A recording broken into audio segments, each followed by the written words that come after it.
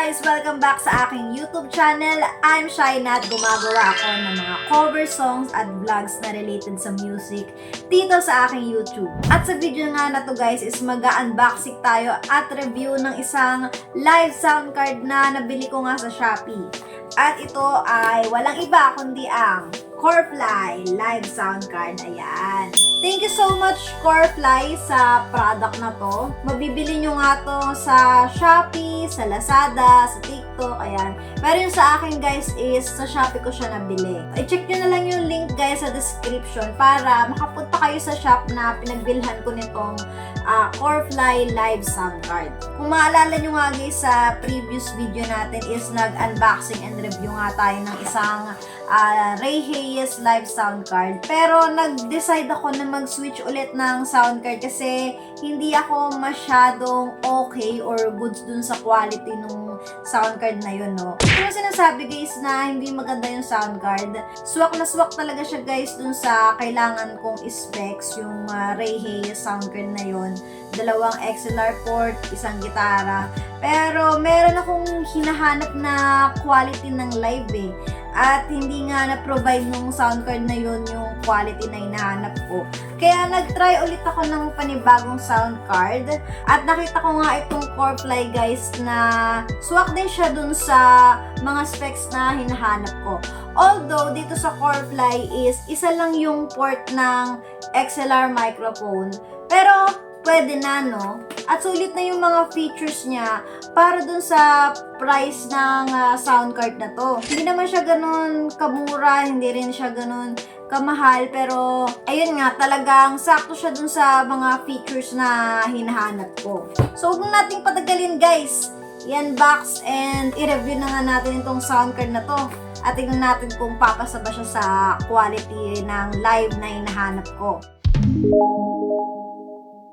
Kung bago ka lang sa channel ko is gumagawa ako ng mga ganitong klaseng video, review, ganyan, mga tips, tutorial. Para updated ka sa mga ganitong klaseng topic, huwag mong kalimutang i-like ang video na to at mag-subscribe sa aking YouTube channel. Actually, nung binili ko to, nakabalot pa talaga siya ng plastic. Pero chinek ko nga kasi yung loob kung kumpleto ba yung mga nasa loob niya. Kaya, ayan, nakatanggal na siya sa balot na plastic at nabuksan ko na rin siya. Kaya ngayon guys, i-check natin kung ano bang laman nitong Corefly live sound card pagkabili nyo. Nabili ko to guys sa Shopee sa halagang 2,094 pesos. Ayan. Nagbabago yung price niya guys eh. Hindi consistent. May mga shop na iba yung price na binibigay. Pero around ganong amount lang yung presyo ng sound card na to, no? So, i-check na nga natin siya guys. Ayan siya guys. So, pagkabukas nyo, ayan, ang bubungad agad sa inyo is manual. Ayan, manual. And then, ito nga yung cord para sa pang-live nyo. Ayan, ito yung kinoconnect sa inyong mga cellphone. So, another problem, no, kung naka-Type-C na nga yung inyong mga cellphone at wala na siyang saksakan ng parang pang-headset, kailangan nyo talagang bumili ng converter ng Type-C to 3.5mm port. So, ayan siya. Ito yung ginagamit sa live. Dalawa yan. Kasi dalawa yung port niya for live eh. And Type-C to Type-C. Ayan. Ito yung ginagamit siguro pang charge, no? Or pang connect dun sa OTG. Ayan, Type-C to Type-C. Type-C to USB. Ito yung ginagamit nga pang charge, no? And then, ayan, meron siyang cover na black. Wow! Then, tada! Makikita nyo guys, oh. Naka-plastic pa talaga siya. Color white. Yan. Color white yung pinili ko, guys. May color siya na black tsaka white. So, white yung pinili ko. Yung box niya, guys, matigas. Talagang parang premium na premium yung datingan niya. Wow. So, ayan. Ito na siya, guys. Ayan. O, diba? Hindi siya masyadong magaan. Hindi rin siya masyadong mabigat. Pero, ano mo siya eh. Parang pagka hinawakan mo siya, parang premium talaga siya. May ibubuga talaga tong sound card na to. Ito yung nasa likod niya guys, yan. Ito rin yung mga port na hinahanap ko Na buti naman is meron akong nahanap na alternative dun sa Ray Hayes na una nating nabili. Ayan, meron siyang port ng for XLR. Ayan. Dito nyo ilalagay yung mga microphones nyo na ganito yung paa, tatlong paa, or XLR nga siya na kailangan ng 48 volts. And then, we have here for musical instrument. Yan, dito nyo nga ilalagay guys yung mga gitara nyo, piano, ayan, dito sa port na to. And dito naman yung microphone na dynamic mic o yung tinatawag ng moving coil.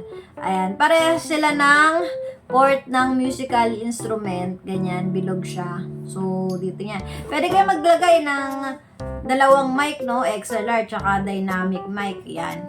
And then, we also have here microphone na ganito lang yung butas niya, pang 3.5 mm. At, eto nga guys, ito nyo ilalagay yung headset. Ayan, dito nyo ilalagay yung pang headset nyo and speaker. And then, we have here, eto output guys, no? For the output. Eto naman, yung ilalagay nyo, yung maririnig nyo lang na headset. Ayan. Di ba? Pag naka-live, naka-headset tayo para marinig natin yung music. Ayan, eto yung ilalagay natin para marinig natin yung live natin. And then, accompaniment, ayan. Dito nyo ilalagay yung pang -1 nyo. Ayan, pang -1, di ba? Sa mga live singing, nagma-1. So, dito nyo siya ilalagay. Dito nyo na ilalagay yung mga cellphone nyo for your live streaming. Ayan. And we also have here for PC or OTG. Ayan. Pang Type-C port na siya. And then, eto nga yung pang charge. And then, ayan, pag binuksan nyo siya guys, dito nyo siya iti-turn on. Ayan, long press. Tada! O diba? Ang color niya. Roy G. Biv ang color niya. Ang ganda, diba? So, kung nakita nyo yung in-upload ko na shorts na ito, no? Ang ganda nung pailaw niya guys. Ayan, inalis ko yung ring light ko para makita niyo yung mga pailaw niya. Ayan, o diba? Pailaw niya. So, ganyan siya. Tignan natin yung mga buttons niya tsaka yung mga knobs niya dito kung ano ba ang mga nasa loob niya. Ito nga yung ito-turn on nyo guys. Ito, para kung gagamitin nyo nga yung XLR microphone na kailangan ng 48 volts. Ito siya. Ito yung pang-control nung ano nyo guys, musical instrument. Yan, -1. Ito yung pang-control. So, ito guys, hindi ko pa masyadong alam kung para saan to, itong knob na to. Pero, effect daw siya, effect volume. Ayan. Siguro, pang volume na itong mga effect sounds natin. Ito siguro yung pang-control nun. And then, makikita nyo nga sa mga mailaw na to guys. Ito yung ginagamit na sound effects. Yung mga claps, tawa, ayan, sadness. Ito siya guys. Ito siya makikita sa mga pigutan na to. And we also have here mga pihitan, no, knobs. Ito yung pang-control ng microphone. Mic tot, ito yung volume ng mic, tapos ito yung reverb o yung echo. Ayan, ito yung pang-control lahat to ng microphone, guys. Ayan, treble, bass.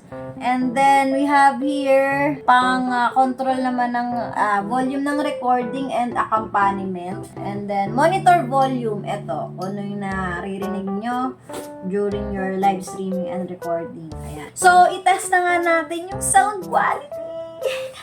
Yan, itest na natin yung sound quality niya, no, guys? So, let's go!